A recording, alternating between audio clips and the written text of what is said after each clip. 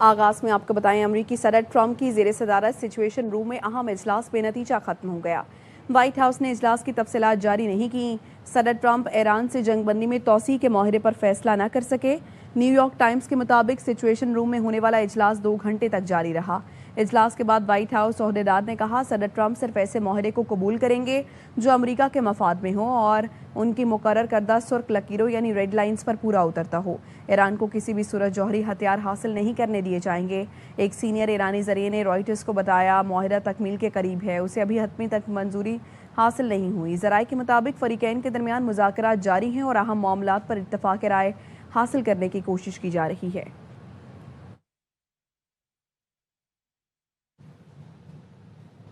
وزیر اعظم شہباز شریف اور field marshal Asim Munir کی کوششیں رنگ لے آئیں۔ جنگ کے بادل چھٹنے لگے۔ امریکی صدر کا ایران کی ناکہ بندی ختم کرنے کا اعلان۔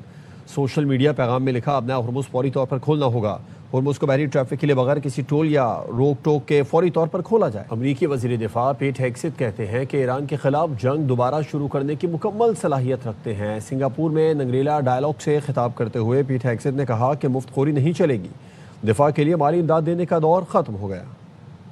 Said be a great deal, and if Iran doesn't want to make a great deal that ensures they don't get a nuclear weapon, our ability to recommence if necessary is we are more than capable. Our stockpiles are more than suited for that, both there and around the globe, because of how we balance exquisite and more plentiful munitions. So we're in a very good place. For those who believe they can continue to free ride on the generosity of the American taxpayer, hear us now. Those days are over. Allies who refuse to step up and carry their own weight for our collective defense will face a clear shift. This is not a burden America can or should carry alone. For too long, the security of this region has rested disproportionately on American military power. We all contribute to the shared goal of peace and stability. We insist that China respect our long-standing position in the region, and not just insist, but maintain the manifest military strength. We are changing the playbook. We will lead first and foremost with actions. امریکہ نے ایران کے $1 ارب مالیت کے crypto اثاثے ضبط کر لیے۔ امریکی وزیر خزانہ اسکاٹ بیسنٹ نے کہا ہے کہ ایران پر عائد پابندیوں میں کسی بھی قسم کی نرمی مرحلہ وار اور بتدریج کی جائے گی۔ ریگن نیشنل اکنامک فورم میں انہوں نے بتایا کہ امریکی حکام نے صدر ڈونلڈ ٹرمپ کی جانب سے ایران کے خلاف شروع کی گئی معاشی مہم کے تحت تقریباً $1 ارب مالیت کے ایرانی کرپٹو کرنسی اثاثے ضبط کیے۔ Believe that we have seized about $1 billion of their crypto, and just outright seized it. Just outright grabbed the wallets. Some of them may be like typing in right now and realize they might not realize that their wallet had been grabbed. And we are working with our allies all over Europe to grab villas and houses and properties. And this is money that's stolen from people.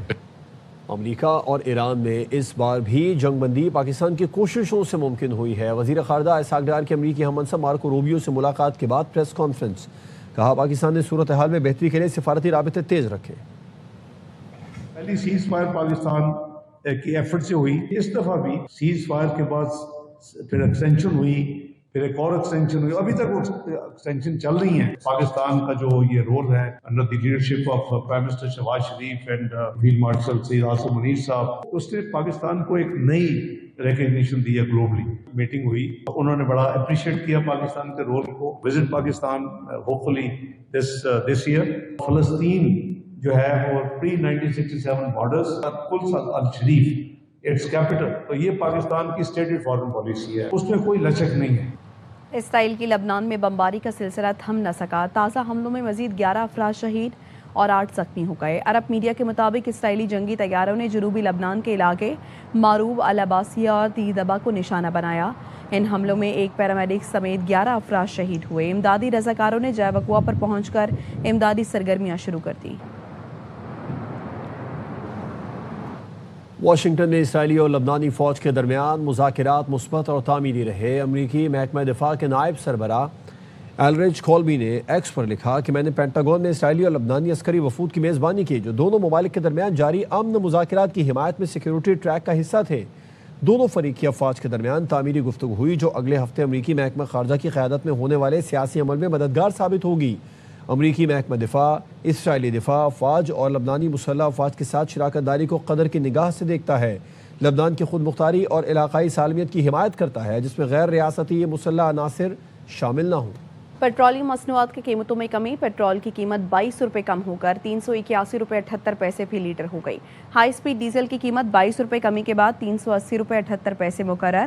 وزیر اعظم کا کہنا ہے عوام کو relief دینا میری اولین ترجیح ہے۔ اوگرا نے مٹی کے تیل کی قیمت میں 41 روپے 44 پیسے کمی کر دی، فی لیٹر قیمت 272 روپے ہو گئی۔ پیٹرول پرانی قیمت پر لائیں تو ہم کہیں کہ کچھ کمایا، بچوں نے 3 ٹائم کھایا ہے۔ پیٹرول کی قیمت میں کمی پر شہریوں کا رد عمل، کہتے ہیں پیٹرول کی قیمت 100-150 روپے فی لیٹر بڑھائیں گے، 20-30 روپے کم کریں گے، اس میں کوئی فائدہ نظر نہیں آیا، قیمت دوبارہ بڑھا دیں گے۔ جیٹ فیول 48 روپے 80 پیسے فی لیٹر سستا کر دیا گیا۔ جیٹ فیول کی نئی قیمت 283 روپے 52 پیسے فی لیٹر مقرر۔ اس سے پہلے جیٹ فیول کی قیمت 332 روپے 32 پیسے فی لیٹر تھی۔ لائٹ ڈیزل آئل 30 روپے 61 پیسے فی لیٹر سستا کر دیا گیا۔ لائٹ ڈیزل کی نئی قیمت 244 روپے 93 پیسے فی لیٹر مقرر کر دی گئی۔ امیر جماعت اسلامی حافظ نعیم الرحمان کہتے ہیں پیٹرول 22 نہیں 122 روپے کم ہونے چاہیے تھے۔ لیوی کا کیا کام بنتا ہے؟ غریب سے لیوی لے کر 3000 ارب اکٹھے کیے گئے۔ وزیر اعظم سے بھی کہا تھا کہ عوام پر سے لیوی کا بوجھ ختم کریں، پیٹرول کی قیمت کو 250 روپے پر لا کر 3 سال کے لیے لاک کر دیا جائے۔ طور پر جو کرنا چاہیے تھا وہ 122 روپے کم کرنے چاہیے تھے، 22 روپے نہیں، اس لیے کہ لیوی کا کیا جواز ہے۔ 8066 ارب روپے ان کے ریکارڈ میں ہے، سرکار کے جمع کیے ہیں اب تک، اس میں 2 سے 3000 ارب روپے وہ ہوں گے جو ان لوگوں سے وصول کیے ہوں گے جو ٹیکس نیٹ میں آتے ہی نہیں۔ کوئی بتائے نا کہ یہ ٹیکس جمع کرنے کا کون سا طریقہ؟ پیٹرول کی 10 روپے کم کیے لیوی کے تو ڈیزل پہ 10 روپے بڑھا دی۔ اس طرح سے تو مسئلہ حل نہیں ہوگا۔ وزیر اعظم صاحب سے بھی فون پہ کہا تھا آپ یہ عوام کے اوپر رحم کریں، کہا کہ ہم پر بڑا دباؤ۔ میں نے کہا آپ کیوں دباؤ وصول کرتے ہیں، کیوں IMF کی غلامی اختیار کریں؟ یعنی IMF کو کوئی اعتراض نہیں ہوتا مریم نواز کے 11 ارب روپے کے جہاز پہ، 9 کروڑ روپے کے چیئرمین سینٹ کی گاڑی پر، لیکن IMF کو اس پر اعتراض ہوتا ہے کہ آپ لیوی کیوں کم کر رہے ہیں۔ وہ صرف ایک اشرافیہ کے حق میں IMF سے ایک سودے بازی ہوتی ہے، کک بیکس ہوتی ہیں، میں انڈر دا ٹیبل جو ہے وہ ڈیلز ہوتی ہیں، یہ عوام کے مفاد میں اس طرح فیصلے نہیں کر پاتے۔ آئندہ بجٹ میں ٹیکس کی چھوٹ اور رعایتیں مزید محدود اور ختم ہو سکتی ہیں۔ ذرائع کا کہنا ہے ملک میں اشرافیہ کے لیے ٹیکس چھوٹ ختم کیے جانے کا امکان ہے۔ IMF نے الیکٹرک گاڑیوں اور سولر پینل کو اشرافیہ کی ضرورت قرار دے دیا۔ IMF کا کہنا ہے ہائبرڈ گاڑیاں ماحول کے لیے سازگار ہیں لیکن ان کے خریدار اشرافیہ ہیں۔